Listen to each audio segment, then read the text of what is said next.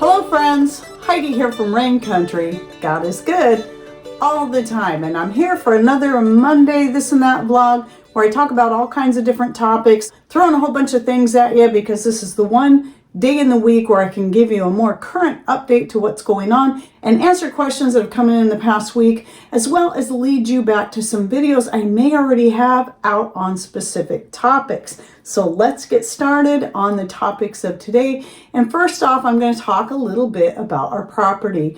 We have two other pieces of property. So for those of you who are new, you might not realize that most of what we do as far as homesteading goes is right here in just a little corner lot in a neighborhood. It's a shy 1/3 acre. Chickens, the gardens, our whole backyard is a garden plus a chicken coop and chicken run because they just go everywhere back there. And then we have a garden in the front yard, a garden in the side yard. And then we also have a piece of property we purchased in 2019 just down the road that is a shy 1 acre. And then we have another 6-acre piece of property that's an hour out of town up in the mountains. And so he is working on that. He's starting to take out some trees so he can make a platform to put our little off-grid cabin on, which we haven't done a video on that, but we do have like one of those fold out type things that we're going to set up out there. And right now it's just being stored at our piece of property down the road. But right now, what our piece of the piece of property down the road has an old hangar on it, and that's basically Patrick's shop, and it also came with a little cabin, just a little tiny home kind of thing. It's just a 1-room, very small. And we had campouts out there. We had family that actually slept in there. And right now it's mostly being used, even though we now have a little propane stove in there, and we have a table and chairs, and but mostly it's just used to store the entertainment stuff, you know, the game stuff like the badminton net and the beanbag game and all that kind of stuff, the croquet. So when we have family events out there like we did this past weekend, we just pull that stuff out and set it up. But mostly that's what that piece of property is being used for, as well as storage for the heavy equipment, because obviously we can't put all that here. So this past weekend, I'm going to put a video clip of me walking on the lower part of the property. So there's an upper part where it gets full sun, and then there's a lower part that's wooded and shaded, and then it goes down to the creek. So I have this little clip where I'm walking past the horseshoe pits that Patrick put in a couple of years ago, and heading on down through past the tetherball, past the swing, a couple of the swings that Patrick built a couple of years ago as well. He's done videos on all these, by the way, the tetherball, the swings. I can't remember if he did a video on the horseshoe pits, but I don't think he did.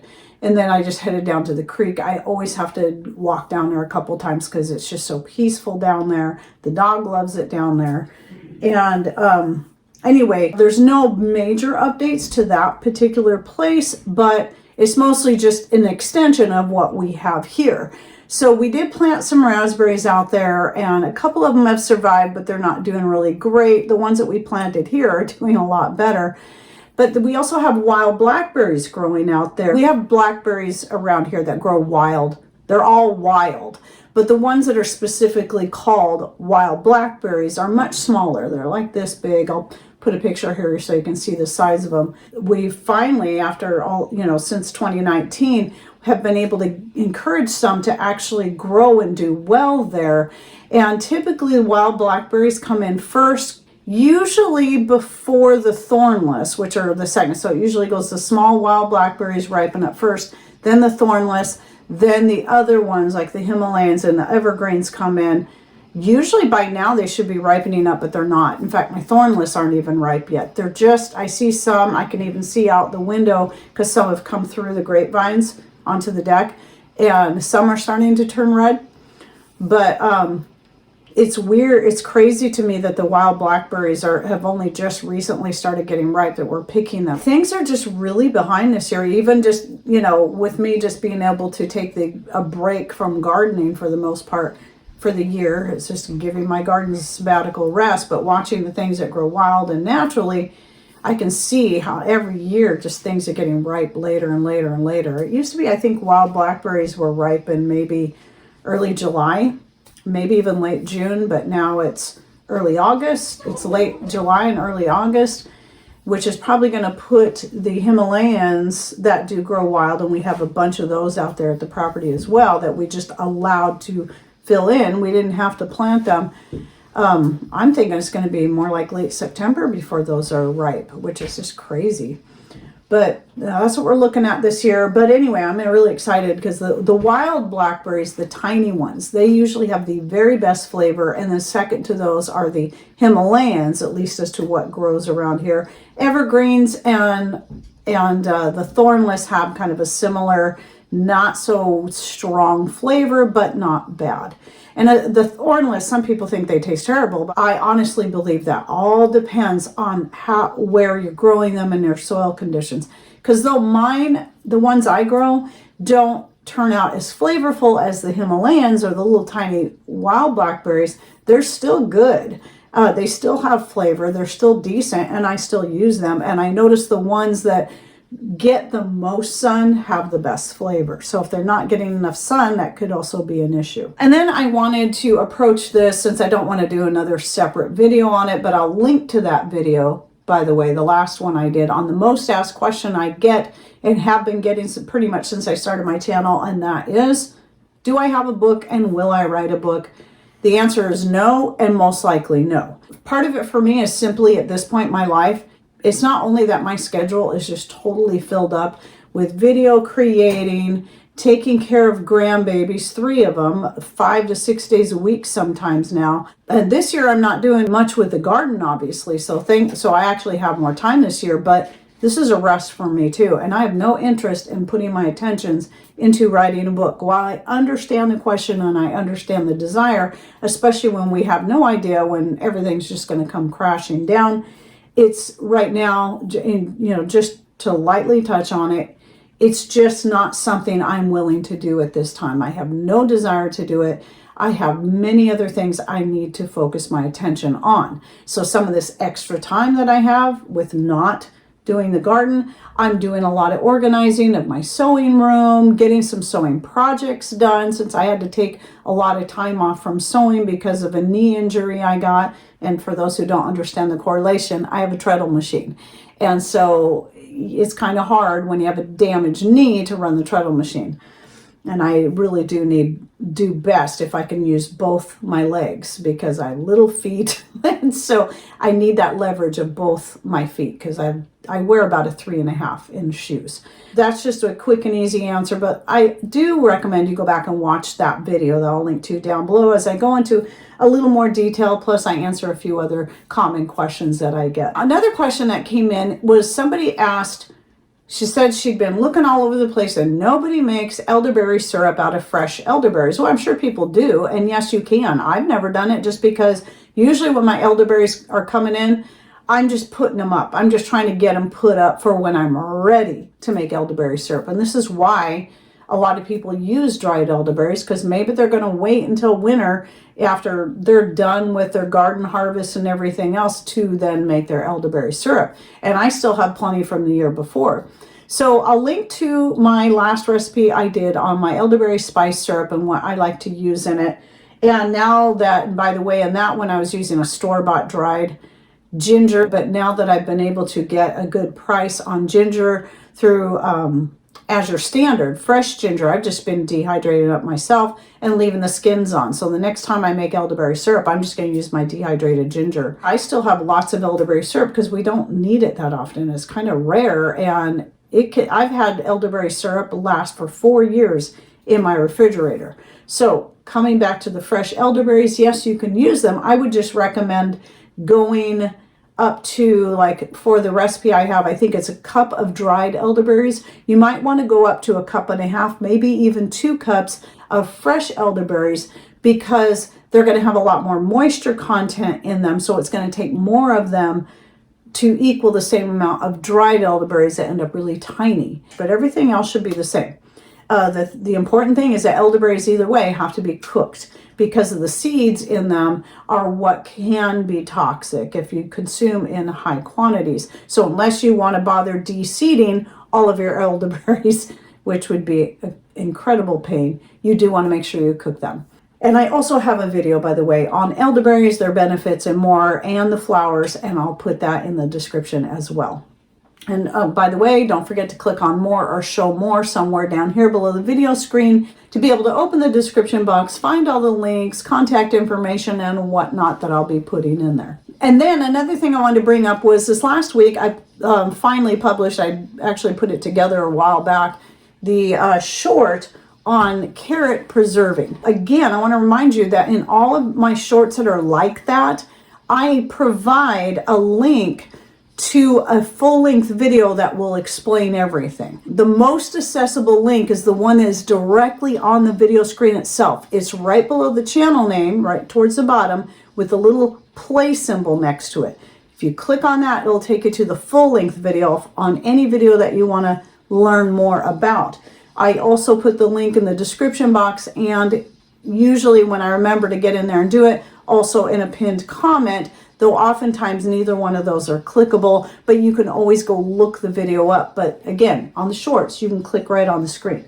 But I wanted to explain a few things about the carrots that you saw in those pictures. Not all of those carrots were mine. Some people thought that was this year's harvest. Nope.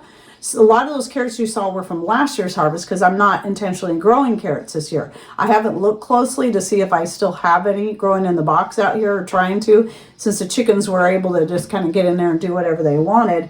But in that full-length video that goes with that, which I'll link to down below, I did explain how I was able to finally get a really good harvest of carrots for our area and what worked best for me. Because, you know, everybody's going to have their own little struggles depending on their climate. And so I talked about that, and then I talked about the different ways of preserving them. Now, the canned ones that you saw, the rainbow carrots, those I got from Misfits Market. Those were not ones that I grew. I actually had bought them earlier in the year last year and then canned them up before my carrots were ready. Then my carrots, once they were ready to harvest, which I did kind of end up with a rainbow of carrots, mostly orange, but there were a few purple, kind of burgundy looking ones, and some white ones that I think were just maybe cross-pollinated, because one year I grew some black carrots. And they're not really black, they're actually a really deep purple. So I think that's where those might have come from. But they were great, so I got some different colors, which you won't, because they're mostly orange, you won't really, you can kind of see a purple here. It's just purple on the outside, it's still orange on the inside. But I did dehydrate most of them up, or whatever we didn't eat fresh, I dehydrated up. And I have another jar up here that's open that I'm working through.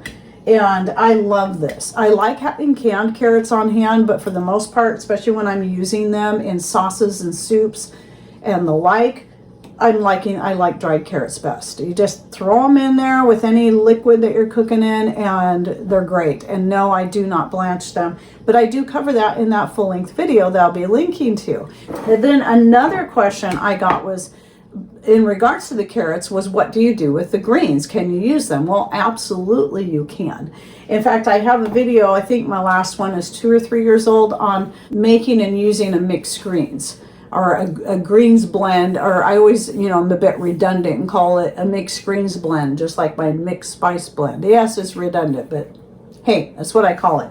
There's a few different ways you can use those carrot greens, and yes, they are edible and they're very, very good for you. You can use them as a garnish, just like you would parsley. I have taken them fresh and then chopped them up and then sprinkled them over like potatoes that I was baking in butter, just to add more color, flavor, and nutrients to it. But mostly what I like to do is dehydrate them up and then mix them in with the other greens. So what I'm going to do is link to that video as well, so you can get an idea all the different greens I use or have used in my blend over the years. But in that video, I also talk about how I use it, and I use it a lot in quite a number of things. And the whole purpose mostly is just to add more nutrients and a way to get these greens in all kinds of different dishes, including adding them to teas. Especially teas with strong flavor. So yeah, it's just some people actually I flake mine, as you can see how they look here, where some people like to powder them. I prefer them like this, but do it however you prefer to do it. And then I wanted to touch on something, if you pay attention to, I keep calling it community section on YouTube, but now it's called posts. So that section, if you go to any channel, you'll see all the little tabs where it says videos and playlists and blah, blah, blah. Well, you'll see posts, and that, if you don't know, when you go there, that's kind of more like a standard social media where you can post pictures and updates and whatever. And I do use that frequently to post updates, especially something I want to get out quickly. And I had put in a screenshot of a Facebook page that had actually stolen. It didn't link to either Rumble or YouTube video. It actually stole the video from my channel, then used that video to promote their product. There was no permission given. They're scamming people using my face, my channel, my video. Because a lot of people thought that was me putting that out there. But if you look right at the top, I'll put the image here. It says Dr. Jennifer whatever, I can't remember the last name. And it's just all totally made up. And so you got to be careful, because this was the first time that had happened to me. But after I posted about that on the different social media sites, several people said that was happening to Barbara O'Neill and several other people, where these places are stealing people's face, images, and videos to promote a product that you don't even know if it's real, if it's what it claims to be. And if you read through comments under posts like that, people that say, oh, I bought it and it works great. You have to understand, those are the same people making up a whole bunch of different profiles and then saying, yeah, I bought it, it works great, I got 10 of them. Don't believe that. It's all a lie. So just because you see my face or Barbara's face or any other face of an Instagrammer, a Facebooker, a YouTube channel, a Rumble channel, anything that you follow and really highly respect, never assume. In fact, the only reason I found out about this was there was at least 3 other people that saw that and knew that that must not have been my post. And so they let me know, and they said, have you teamed up with this? And it's like, nope. Never. Thank you to all the people that reported that. I tried repeatedly to report it and nothing happened. But once everybody jumped in and reported it, that post was taken down. So I really appreciate that. I didn't look to see if the whole page had been taken down, but at least I know the post is gone. But I need to say that even though this one has been taken care of, it doesn't mean it's not going to happen to either me again or any other people that you trust and follow. So you really got to be paying attention to that stuff. And it can happen and a lot of people say, oh, I hate Facebook. When it comes to Facebook Meta, I hate it. But I've gone back to using it. I still hate it, but it's at least I can reach more people there than I can on Instagram and X. And a lot of times when it's something important like that, I'm going to put it on as many social media sites as I can, which is the only reason I keep a lot of them open, because I want to make sure everybody knows, especially if someone's pretending to be me and they're not me and they've stolen my content to get sales for themselves, something that I never approved of or gave permission to. So anyway, just be on guard, people. I hate seeing people being scammed. So anyway, I hope you enjoyed my this and that for the week, and any thoughts, ideas you'd like to share, please put those in comments down below. Remember, all your comments help my channel, which is just getting tamped down even farther and farther every single day. So as many comments as you can put in there and likes and shares, that really does a lot to help keep me from dropping clear down to the very bottom, because certain platforms seem to really hate me right now, and they're pretty much doing though it's not as bad yet, but they're pretty much doing the same thing to me as they've done to other channels such as the Texas Boys. So all that helps, and we appreciate it. Anyway, thanks for watching, take care, and God bless.